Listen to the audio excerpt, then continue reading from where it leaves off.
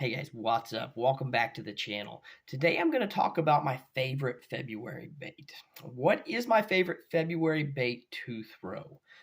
Before I get into the video, if you're not a subscriber, if you guys would subscribe to the channel, it's a great way to support the channel. And if you would, also like the video if you guys like the content I'm putting out.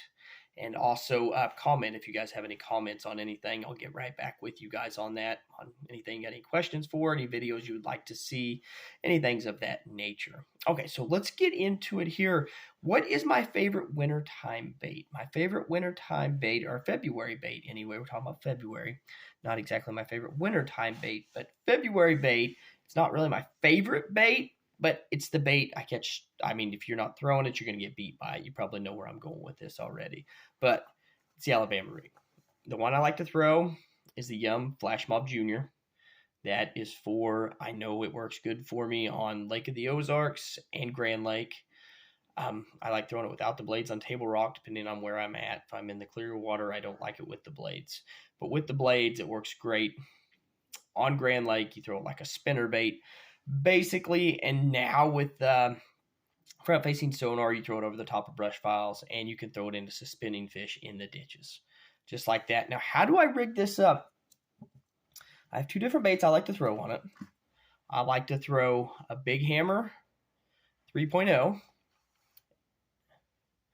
and I will actually throw that on. Sorry, my battery's going dead there. Gotta make sure I got enough battery here to do the video. Okay, yep, there's plenty there. Sorry about that. My thing popped up, said it had a low battery. It ain't that low yet. So I like to throw a 3.0, a Big Hammer 3.0. It's a 3-inch swim bait. Sarah's Shad is the color pictured there in the picture. That works really good on Grand Lake. It's kind of like a sexy shadish color. It's a little bit darker back. It don't have the blue in it. It's got a yellow stripe in there, kind of chartreuse-ish yellow. And I like to throw on that, I don't have it rigged up here for you, but if it's sitting towards you, I like to throw the two bottom ones. I like to put 1/4 ounce heads on those.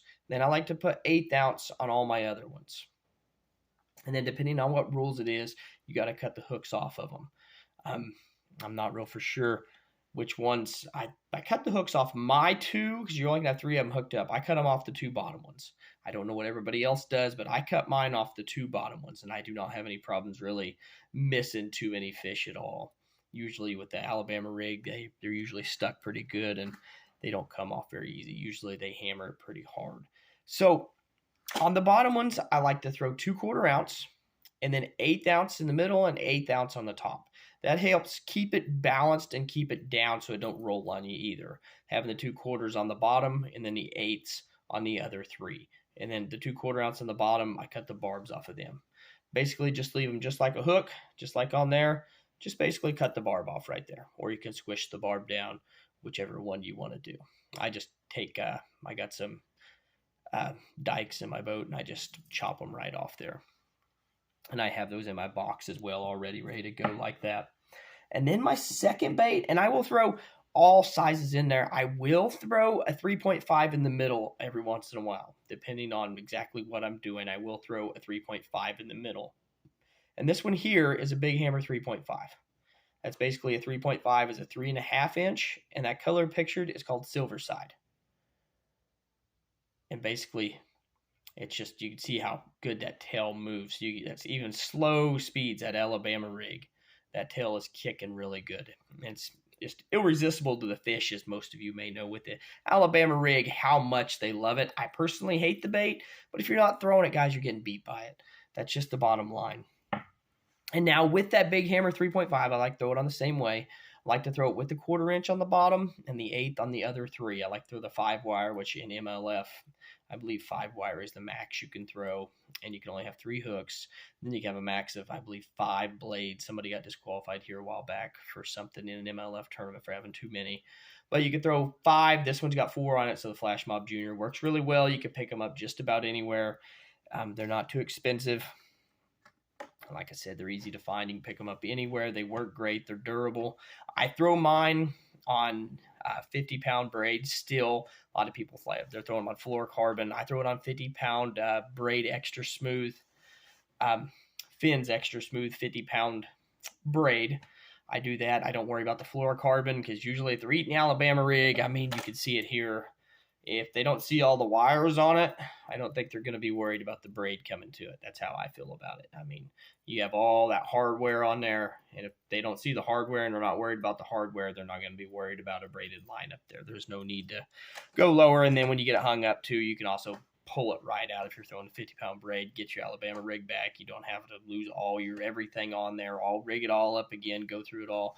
Usually pulls right off. You don't break nothing off. Usually can pull the brush pile out of there if it gets hung up too much in there, which now with the front-facing sonar, it's pretty easy not to get hung up unless you catch a fish that takes you down in it because you can watch it, bring it right over the top of the brush pile if you have the front-facing sonar. If you do not have the front-facing sonar, then you get hung up a little more. But with it, it's pretty easy. You can watch the fish come up and eat it. You can watch the fish, how fast to move it, how slow to move it.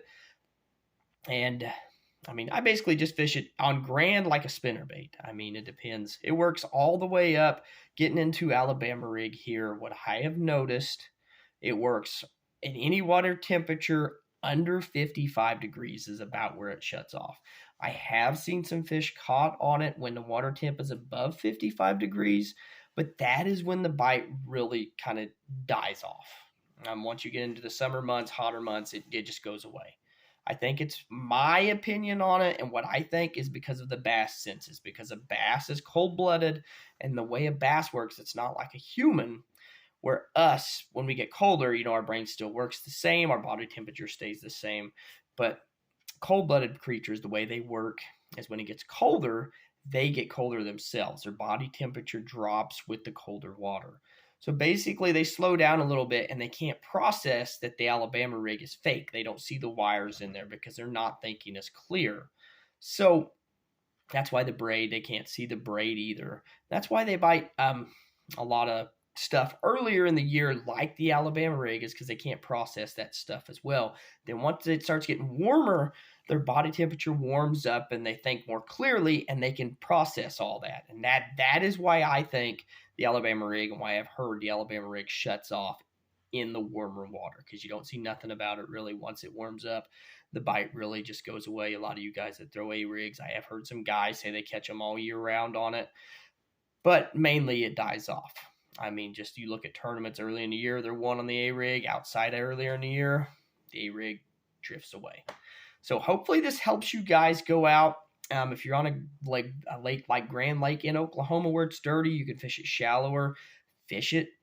Works good on Lake of the Ozarks that way too. Fish it like a spinnerbait.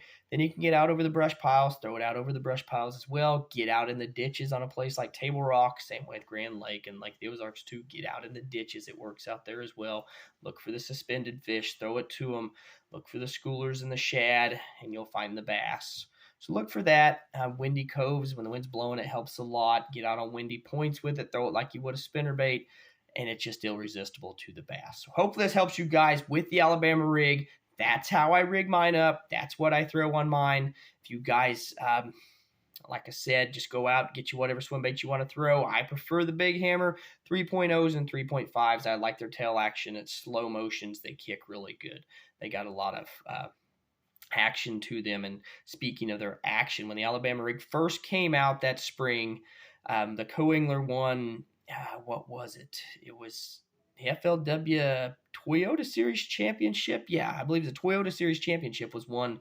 The Co-Angler won it with big hammers on his A-rig. So that was pretty cool. That was the first year the A-rig really took off. And seeing the big hammer swim baits on that was pretty cool. I've been with them for many years, and seeing that was real cool to see that. And I was like, that's awesome, And I was like, I can't wait to get out and throw mine on there. And then I realized how much I hate the darn thing, because it's just I don't know why. I guess I'm just old-fashioned is why, but a lot of us are that way. But you're either throwing it or getting beat. It's like front-facing sonar. You're either using it or you're getting beat by it. So you might as well learn it and adjust with the times, guys. All right, thanks for tuning in.